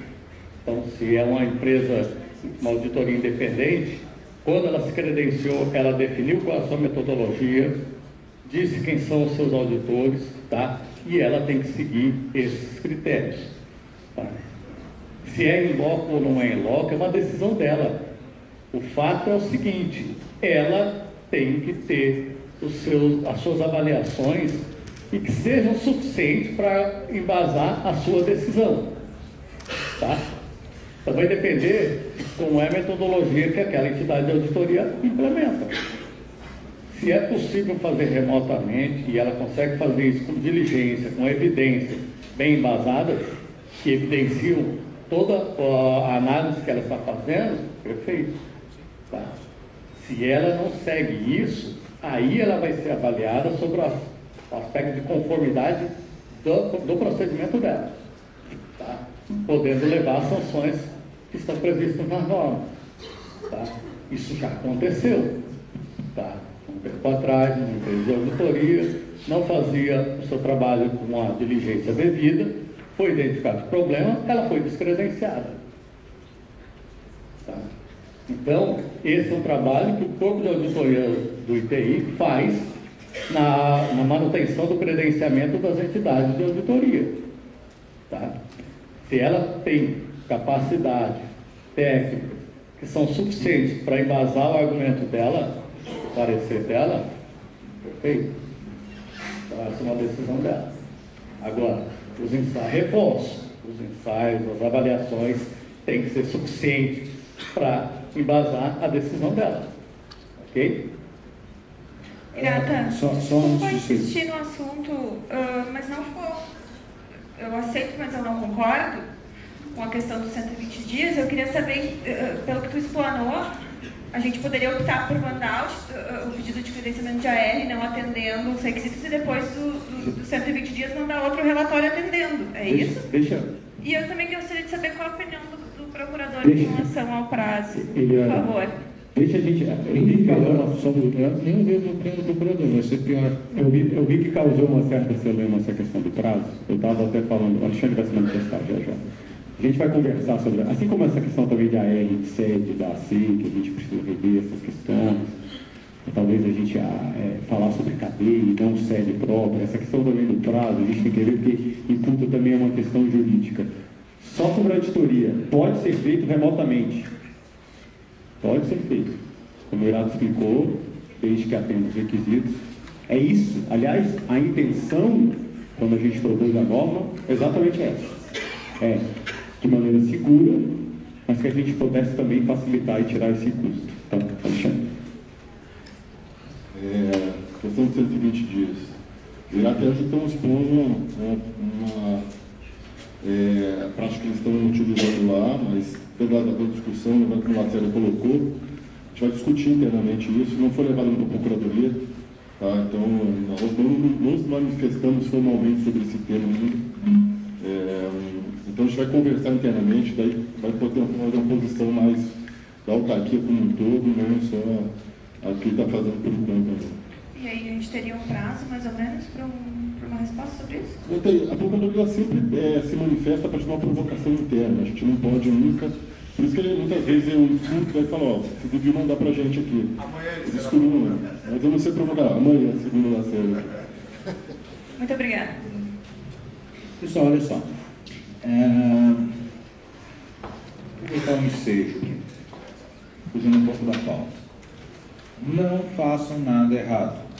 Ponto.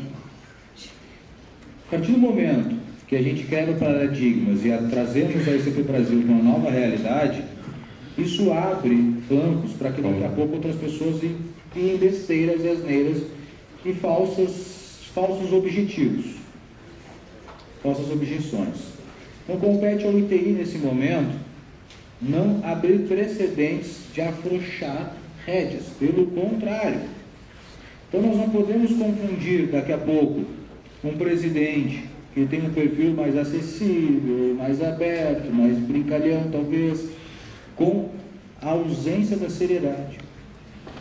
Esses tempos um ator, o senhor pensa, nossa, todo mundo virou teu melhor amigo. Não, gente, não virei melhor amigo de ninguém. Virei um bom parceiro para vocês fazerem negócio. Ponto. Mas eu sempre falo, olha para o teu colega do lado. E o teu colega do lado, olha para ti. Você não quer que o teu colega do lado faça nada errado. E você quer que se ele fizer algo errado, você quer que o ITI haja. Porque você que está fazendo certo, tem que ter certeza que está todo mundo fazendo certo. Então nós vamos agir se for preciso. Vocês têm que ter ciência disso. Independente de ter no WhatsApp, não ter, mandar e-mail para o presidente, não mandar, quando tiver que agir, as decisões finais lá estão sendo tomadas todas em colegiados do ponto de vista de julgamentos do que fazer nos casos.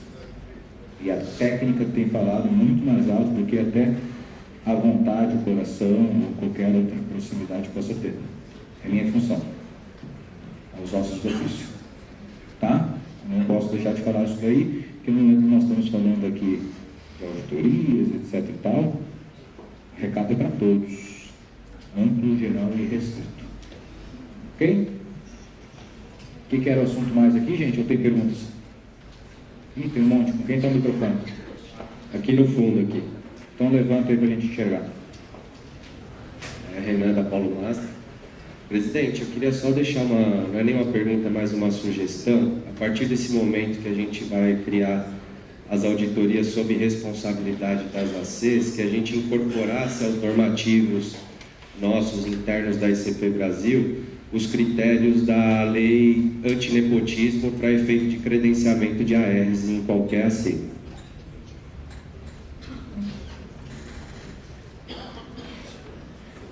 Doutor Alexandre, nepotismo é sobre iniciativa pública? Nepotismo, lei do nepotismo versus isso na iniciativa privada. Nepotismo começou com uma súmula do Supremo, depois virou lei. Mas é público, tem privado também, nepotismo? Tem a figura de nepotismo quando? Complicado. Você pode ter uma empresa familiar como tem várias por aí. Tem que ver a constitucionalidade dessa tua ideia. Tem que ver primeiro a constitucionalidade dela. Não podemos nos furtar que, por mais que a ICP tenha regulamentos próprios, ela não regra nada fora da Constituição. Desconheço um mercado que regulamente nepotismo, não sei. Não.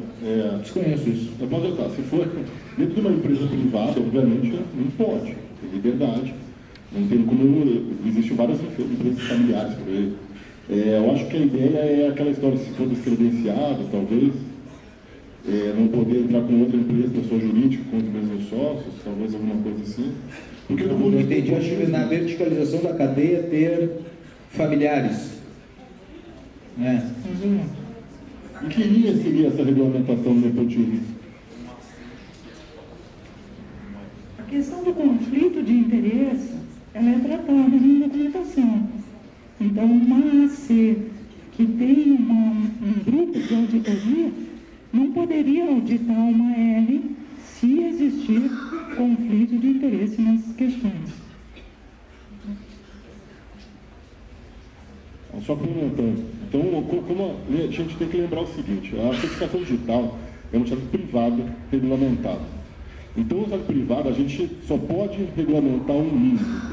Dentro do âmbito privado, nada impede que um grupo econômico seja formado por uma empresa do pai, uma empresa do filho, e eles tenham inter-relações. Isso não tem problema. E não tem como existir uma norma que vede isso. O nepotismo ele existe em termos de indicação política a cargos públicos. A origem da lei do nepotismo era uma súmula do Supremo que se baseava no princípio da moralidade e da impessoalidade. São princípios administrativos. No âmbito privado, Nada impede que uma mesma empresa tenha pai, filho, avô e vó, e um grupo econômico tenha uma empresa do pai, uma empresa do filho, uma empresa da tia. Isso não tem problema nenhum. A regra de auditoria vai continuar, porque os critérios são objetivos e estão parametrizados na norma, e são aplicáveis iguais, independente da AC, suponhamos, seja de um membro da família, e a R seja outro membro da família. Isso tudo dá ampla liberdade econômica, não dá para a gente mexer de jeito nenhum.